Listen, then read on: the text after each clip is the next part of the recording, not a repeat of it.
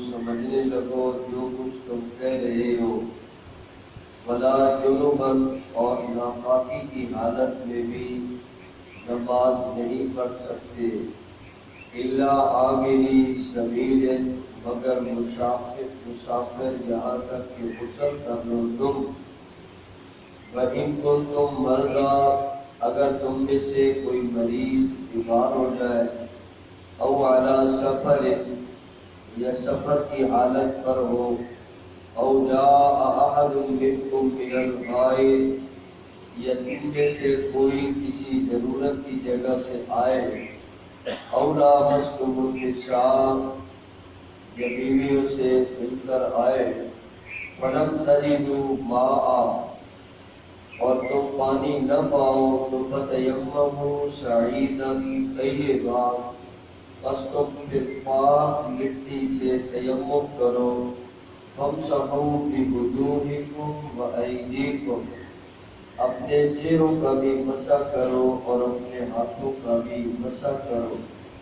ان اللہ کان عفوا غفورا بے شک اللہ تعالیٰ معاف فرمانے والے بخشش فرمانے والے پروردگار ہے۔ نماز اہم ترین فریضہ ہے جو اپنے وقت پر فرض ہے، اپنے ٹائم پر ادا کرنی ضروری ہے۔ اس کو لیٹ کرنا، قضا کرنا، یہ ایک جان بوجھ کر کرنے والا تو بہت بڑے گناہ کا ارتکاب کر رہا ہے۔ تاہم نماز کا جب ٹائم آ جائے اور بندے کی حالت بے ہوشی کی ہے، اتنی غنودگی ہے کہ الفاظ کا پتہ بھی نہیں چل رہا، نشے کی حالت ہے تو تب بھی نماز سے ذرا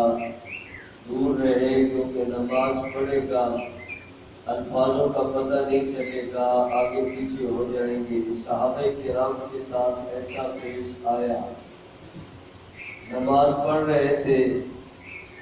پہلے دعوت میں شریک تھے تو عام طور پہ دعوتوں میں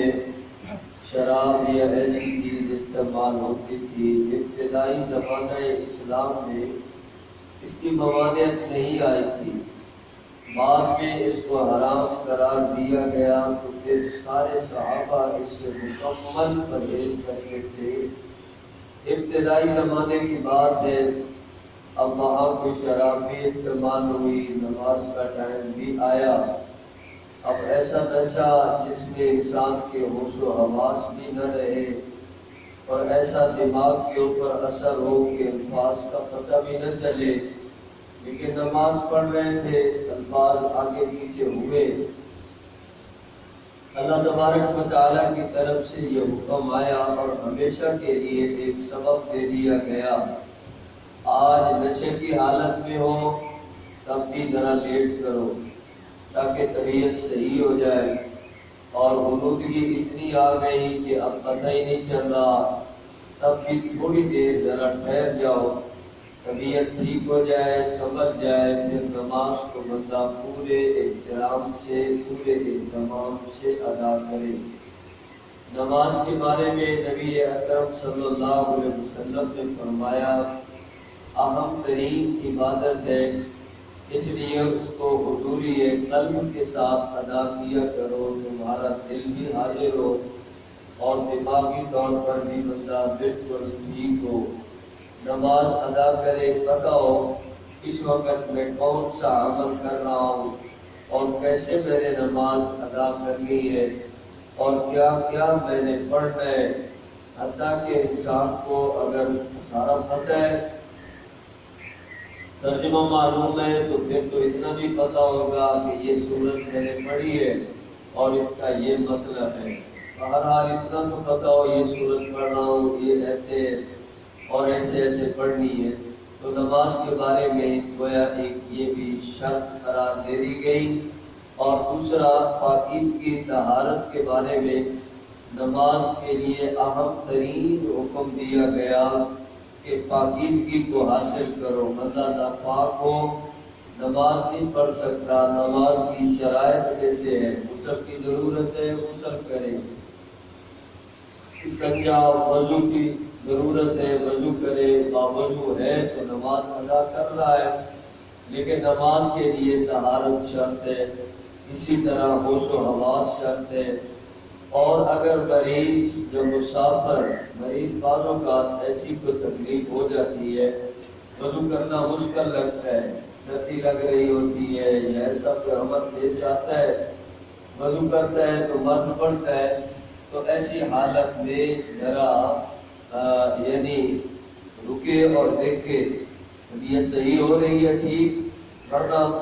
متبادل طور پر اس کو تیمم کا حکم دیا گیا۔ اسی طرح مسافر ہے، کہیں ایسی جگہ چلا گیا دور دور تک پانی موجود نہیں، اب پانی کا پتہ بھی نہیں، اب ایسی جگہ ہے نا پہاڑوں میں ہے، دوسری جگہ میں ہے، اور یا ایسے کسی ویرانے میں ہے، بندہ دور چلا گیا سفر کرتے کرتے، اب ایسی جگہ کہ پانی قریب نہیں یا پانی ویسے میسر نہیں، تو ایسی حالت میں نماز کو تو ادا نہیں کرنا، نماز ادا کرنے کے لیے تیمم ضروری ہے۔ تیمم اللہ تعالیٰ نے فرمایا پاک مٹی سے کرو، جس مٹی پر دھوپ پڑتی ہے سورج کی وہ پاک ہی ہوتی ہے۔ اب بندہ باہر نکلے اور مٹی کے ساتھ اپنا تیمم کرے، وضو کی ضرورت ہے تب بھی یہی تیمم کام آئے گا، اور غسل کی ضرورت ہے تب بھی یہی تیمم کام آئے گا کہ بندہ دو ہاتھ زمین پہ مارتا ہے، پھر جھاڑ کر اپنے چہرے پہ پھیر لیتا ہے، فَامْسَحُوا بِوُجُوهِكُمْ، اپنے چہروں کے اوپر مسح کرو، اور پھر دوبارہ اپنے ہاتھوں کو زمین پہ مارتا ہے، معمولی سی مٹی لگے گی، ہاتھوں کو جھاڑے گا اور اپنے ہاتھوں کے اوپر یعنی بازوؤں کے اوپر پھیر لے گا، اب کونیوں تک اپنے بازوؤں پر ہاتھ کو پھیر لے گا، تیمم ہوا۔ اس سے حاصل تو کچھ نہ ہوا ایسا کوئی نظام، کیونکہ اللہ تعالیٰ کا حکم ہے،